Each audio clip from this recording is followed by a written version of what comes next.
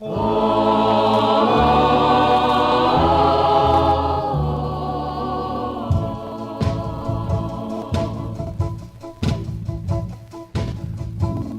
Dad, I've read your letter, and it's a good letter. But it answers a lot of questions in my name. It doesn't answer me.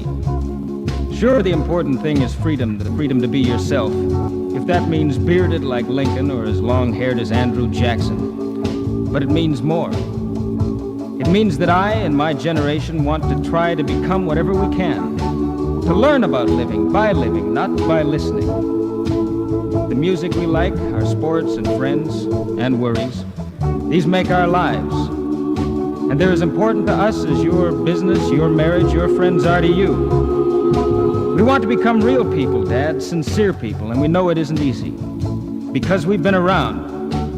And I mean we've been around you and your generation. We've seen the difference between what a lot of our parents say and what they do. We can't settle for talking morality and then spend our lives cheating on it. You tell me that God isn't dead, that God is love. Fine. But for most people, God happens only on Sunday. And for those people, God is dead. My generation is trying to find God inside ourselves. Not for just a few hours a week, but for a whole lifetime. So maybe God is dead, just so he can be reborn again for us, for now.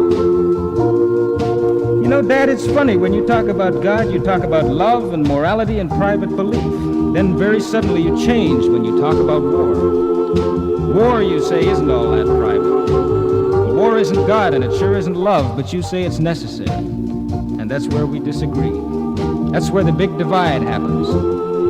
I love my country, but I want it to show me a little love, too. I owe my country everything that I am, but it owes me everything I'll become, because what I become is what my country will become. And I want this country to be free enough to let all of us decide whether war is dirty, unfair, immoral, bloody, and necessary.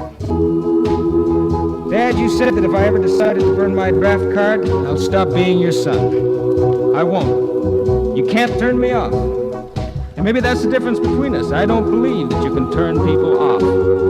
Whatever I do, it'll be because I am your son, and it'll make me more your son, not less. I'm not trying to attack your world, I'm just trying to make mine. And in my world, God isn't dead, and neither am I, and neither are you. It's getting to be more my world every day, and we have to live in it together. My father and your son.